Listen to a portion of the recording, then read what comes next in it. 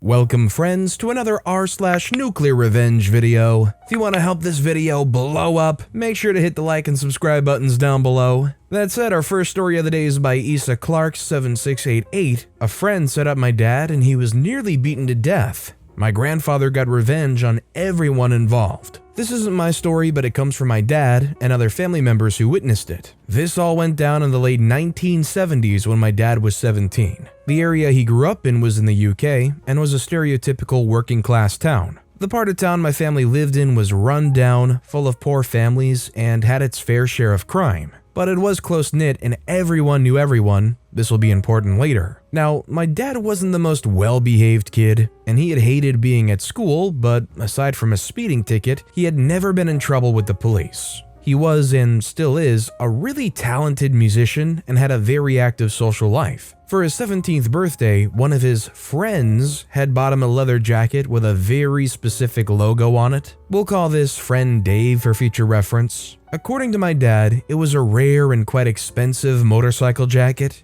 He was extremely happy that Dave had got it for him. David bought himself the same jacket a while before, and it was a big surprise. My grandmother apparently joked that with the jackets on, they looked like twins, and she wasn't far wrong. They had similar features, black hair, and were both well known for being kitted out in motorcycle gear. A few days after my dad's birthday, he was leaving work as a bartender in the town center at around 10 p.m. As he was getting close to where his bike was parked, a gang of 5 men approached him from behind. The last thing my dad remembers was being smacked over the head and passing out as he hit the floor. These men beat up my dad with bike chains and a crowbar, literally to within an inch of his life. Luckily, 2 bouncers from a nearby pub had heard the commotion and rushed to help. The men ran off, the bouncers called the cops, and my dad was taken to the hospital. It turned out that Dave had quite a substantial gambling habit and owed a large amount of money to people who you really didn't want to owe money to. They had threatened Dave and told him that they would be looking for him to teach him a lesson. So Dave decided to set up my dad to take the beating instead of himself, or at least lessen his chances of taking it. He had bought my dad the same jacket because these guys knew that that's what he wore when he rode. He then arranged for a guy he knew to find out when my dad left work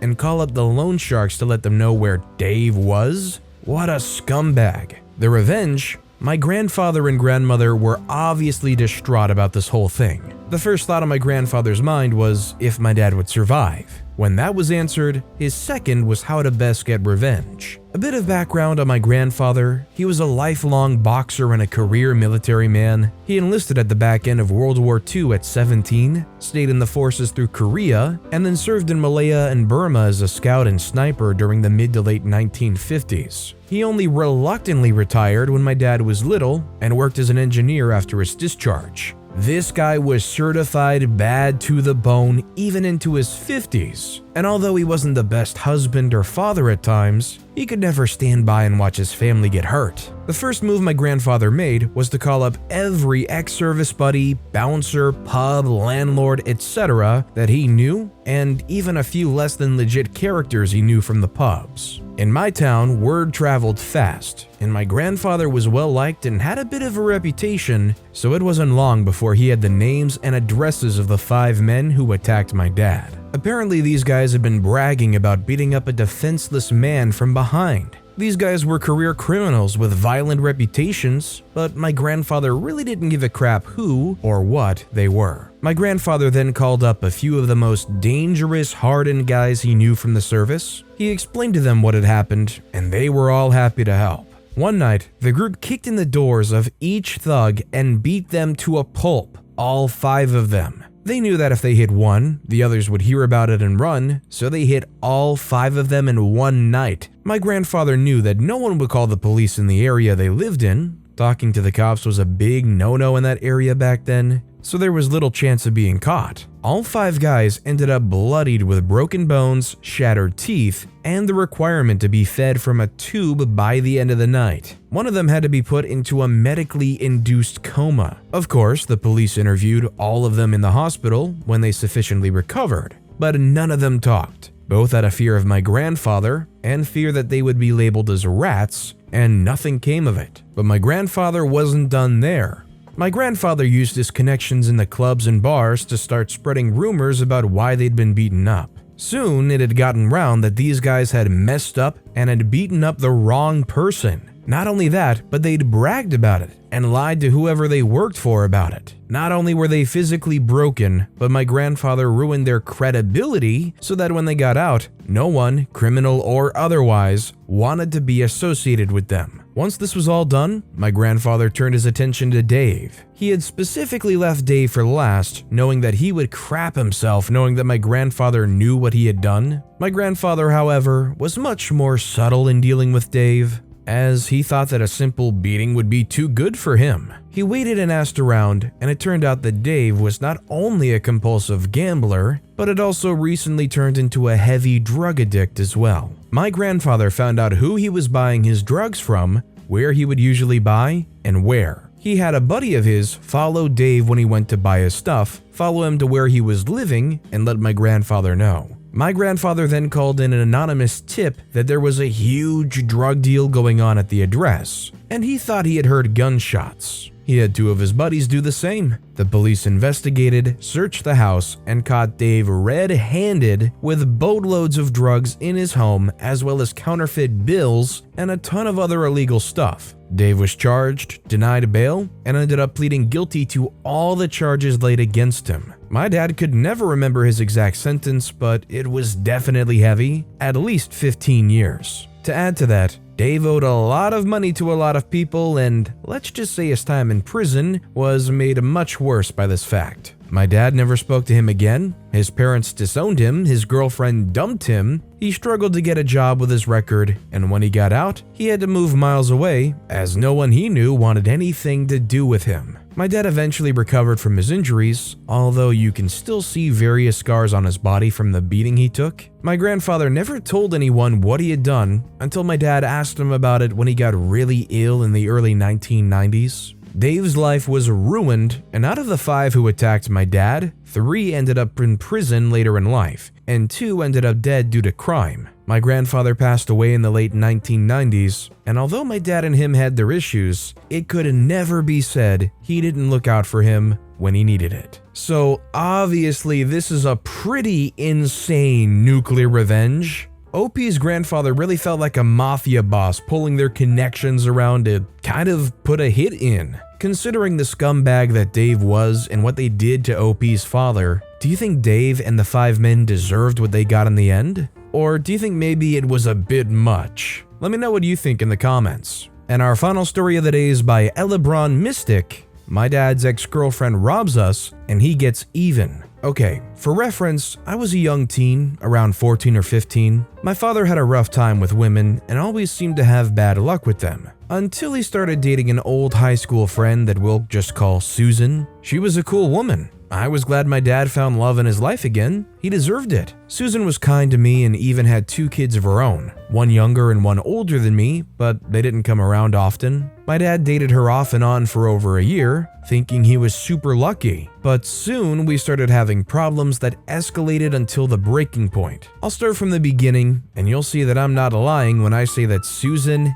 is an evil woman. Susan is a struggling drug addict that my dad knew about and had tried to help her through it, but she was always fighting him on it and had moments of pure rage. I hate when people yelled and fought with each other. I'm kind of emotional and I start getting weepy. I don't know why. Anyway, my dad had a bad accident when he was hunting behind our woods behind our house. He was coming down, and halfway down he fell and perfectly landed one of his legs on a rock that completely shattered his kneecap. He had to have surgery and go on heavy pain medication to keep him comfortable. 3 weeks and he came home, but needed crutches for months and still had some heavy pain meds. Enter Susan, who was hardly around during the hospital during my dad's entire stay. She would end up sneaking my dad's pills when he was asleep and just abuse them all the time. My dad ended up hiding them from her. That was the moment things went downhill. First, she tried to convince me to steal my dad's meds so she could take them. saying that if 2 or 3 go missing, he won't know. I was appalled at what I was hearing. I refused, and I thought her behavior was out of line, but my dad still believed she was a good person. Next, I have to admit that I suffer from low self-esteem and emotional anxiety from time to time. It was a while after the pill issue that Susan came home and was trying to convince me to run away from my dad because he didn't care about me anymore. I was in a bad time in my life, and she succeeded in making me do just that. I did come back afterwards when I was found on the road by police. She was turning me and my dad against each other and got us literally yelling at each other. But we resolved this, and after some reflection, we both realized that for all the major problems we have had happen,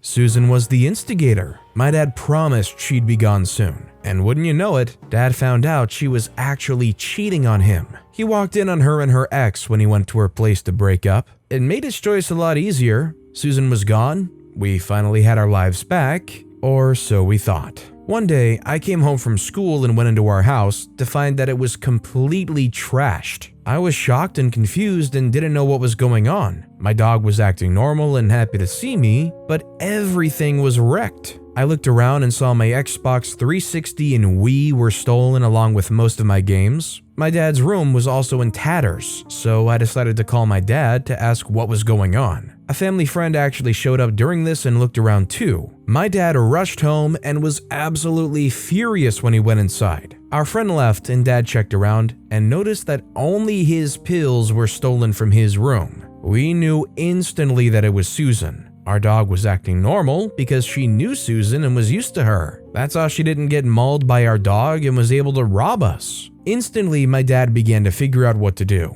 I suggested that we call the police, but my dad refused. He called dibs. Being ex-military, even with a bad leg, made him a dangerous man to mess over. He found out that her ex, a Russian dude that's a wannabe gangster, helped rob us. My dad acted as swiftly as possible, and to be honest, I was scared. I thought he'd literally kill the both of them. It took 4 days for my dad to find out where they were staying. They moved in together at his house. My dad told me to stay home and drove over there at night with a baseball bat and his favorite pocket knife. Around midnight, he came back and I saw stuff in the back of our car. He told me that my consoles were sold away and he couldn't have gotten them back. I asked what happened and he sat me down. He had went down and found that the both of them were there that night, and he honked his horn real loud and they came out. Susan didn't recognize the car in time, and her ex, let's call him Tim, got scared to death as my dad got out, bat in hand. Now this dude was supposed to be a bad-to-the-bone gangster that would beat anyone down, and my dad was only just recovered enough to not need crutches anymore, so in the favor of odds, you'd expect Timmy to be itching to fight, knowing he'd win. But he caved in. My dad had a reputation of being the guy who'll beat down anyone who messes with our family. He's beaten a few people around town that's hurt our friends or family. Tim apparently got on his knees and begged for his life, and that he'd do anything. And my dad, being the saint he is, told him to give him all his clothes. Tim couldn't tear them off fast enough. Susan was about to go in the house, presumably to call the police, when my dad told her not to move, or he'd baseball bat Tim very seriously. He grabbed the clothes and told them to never come near our house again, or else. He also assured them that he'd be back. I was shocked, but glad my dad didn't kill anyone. He told me that I wasn't going to school tomorrow because I was coming with him to Susan's house. So the next day at noon, we show up and Tim immediately has him in his bedroom. My dad told me to get the big cardboard box he loaded up yesterday. We went in and he told Susan that he was taking their DVD collection. He went over and told me to take them all,